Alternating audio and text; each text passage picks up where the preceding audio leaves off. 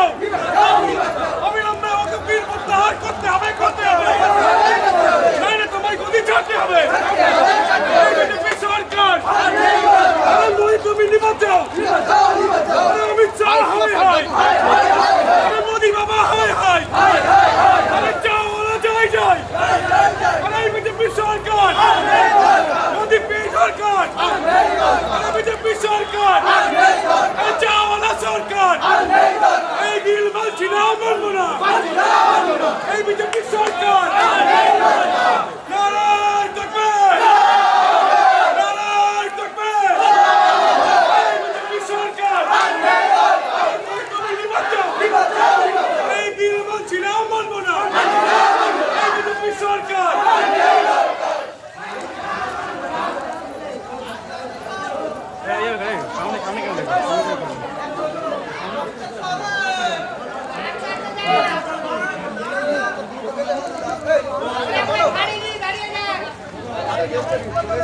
তোমরা পেছনে সামিল দাও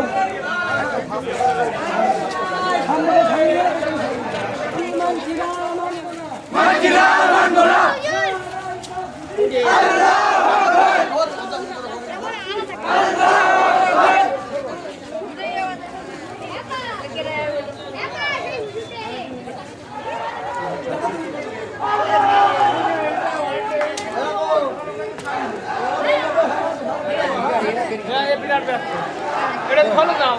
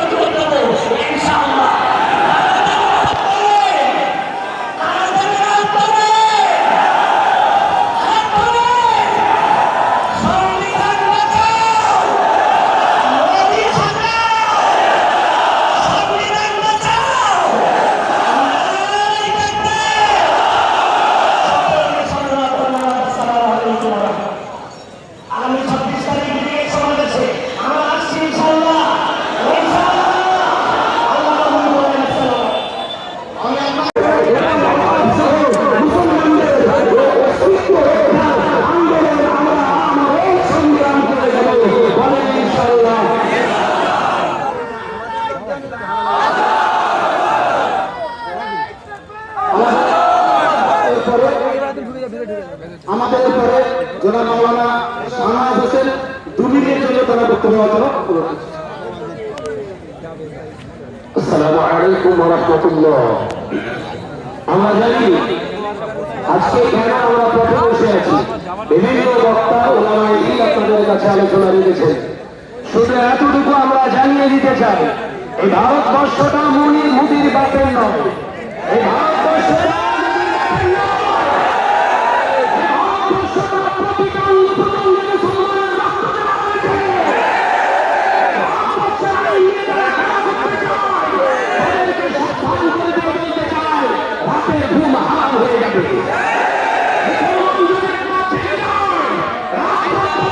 ভাই বন্দুক একটু নামা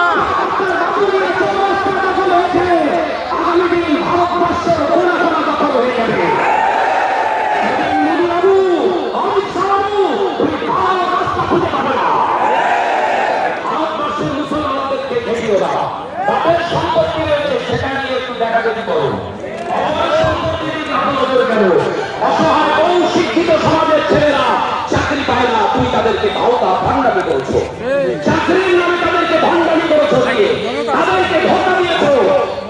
নজওয়ান যুবক ছেলে শিক্ষিত যুব সমাজকে ধোকা দিয়ে তাদেরকে রাস্তায় বসিয়েছো। এর মালিকানা তুমি।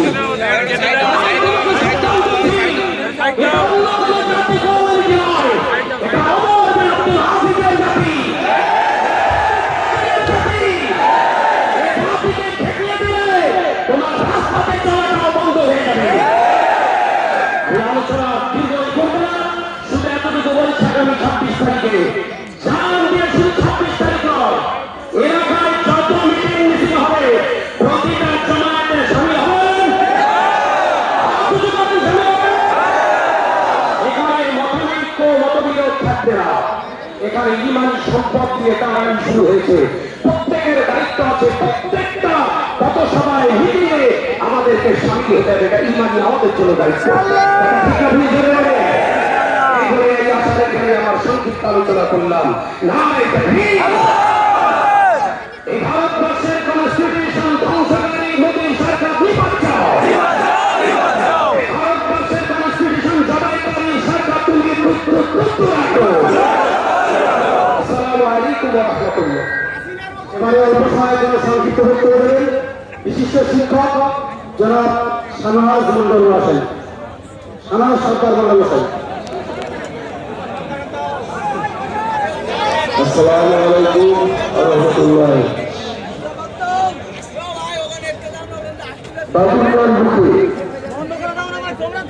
এই জমাতে আজকে আপনাদের এই জমায়ে কিন্তু মাথায় রাখতে হবে আজকে একদিন নয়, আগামী 2 মাস 4 মাস 6 মাস 1 বছর 2 বছর পর্যন্ত চলতে পারে। যতদিন না পর্যন্ত আমাদের ন্যায্য অধিকার, আমাদের যে ন্যায্য পাওনা, আমাদের অগাধ সম্পত্তি যেটা এই কেন্দ্রীয় সরকার এই ভারতকে স্বাধীন করার জন্য তাদের ন্যূনতম কোনো ভূমিকা নেই, সেই ইংরেজদের পক্ষে বিজেপি এবং আরএসএস কেন্দ্রের ক্ষমতায় থেকে এই অগাধ সম্পত্তিকে লুট করার একটা চিন্তা ভাবনা করেছে। তাদের অস্ত্র কি? অস্ত্র হলো একটাই, সেটা হচ্ছে লোকসভায় এবং রাজ্যসভায় তাদের সদস্য সংখ্যা বেশি। মোটা ভূমিতে তারা একটু এগিয়ে যাচ্ছে, কিন্তু মাথায় রাখতে হবে এই ভোট সংখ্যা সবসময় এক জায়গায় থাকবে না। আগামী 29 লোকসভা নির্বাচন আসছে, তখন দেখা যাবে ভারতবর্ষের যে মুসলিম সম্প্রদায় তাদের লেগে পড়লে তারা কিন্তু সঠিকভাবে তারা কিন্তু বুঝিয়ে দেবে যে তাদের ক্ষমতা কতটুকু। এই ওয়াকাফ সম্পত্তি শুধুমাত্র মুসলিম সম্প্রদায়ের কাছে ব্যবহার এবং নয়, ইউসুফের জন্য বিভিন্ন হসপিটাল সেখানে রয়েছে, মাদ্রাসা আছে, মসজিদ আছে। আমাদের ভারতবর্ষের সামাজিকভাবে মানুষের যাতে কাজে লাগে তার জন্য পূর্বপুরুষের রেখে যাওয়া সম্পত্তি সেটার হিসাব নিকাশ ওয়াকাফ বোর্ড কন্ট্রোল করতে। কিন্তু আজকের দিনে এই অ্যামেন্ডমেন্ট বিল পাসের মাধ্যমে এই কেন্দ্রের সরকার তারা ডিস্ট্রিক্ট কালেক্টর অফিসের কাছে এই ওয়াকাফ সম্পত্তি রেজিস্ট্রেশন করাতে পারছে। তাদের লক্ষ্য কিন্তু পরিষ্কার করা যাচ্ছে, সেই ওয়াকাফ সম্পত্তিকে তারা সরকারি সম্পত্তিতে পরিণত করতে চাইছে। অর্থাৎ আমাদের পূর্বপুরুষের রেখে যাওয়া যে সম্পত্তি, সেই সম্পত্তিকে এই বেজার সরকার, এই বিজেপি সরকার, এই রেল বিক্রি করা সরকার, এই ব্যাংক বিক্রি করা সরকার, এই জেল বিক্রি করা সরকার, তারা কিন্তু আমাদের এই ওয়াকাফ সম্পত্তিকে আগামী দিনে বিক্রি করার পথে যাচ্ছে। আল্লাহ রাস্তা আপনাদেরকে বলেছে যে দাঁড়াবেন না। মিটিং মিছিল আপনারা শুনেছেন, আমরা সমাপ্ত করেছি, দোয়ার মাধ্যমে সমাপ্ত করেছি। আপনারা কেউ দাঁড়িয়ে থাকবেন না ভাই, যারা সামনে দাঁড়িয়ে রয়েছে কেউ দাঁড়িয়ে থাকবেন না। রাস্তা ক্লিয়ার করুন, রাস্তা ক্লিয়ার করুন।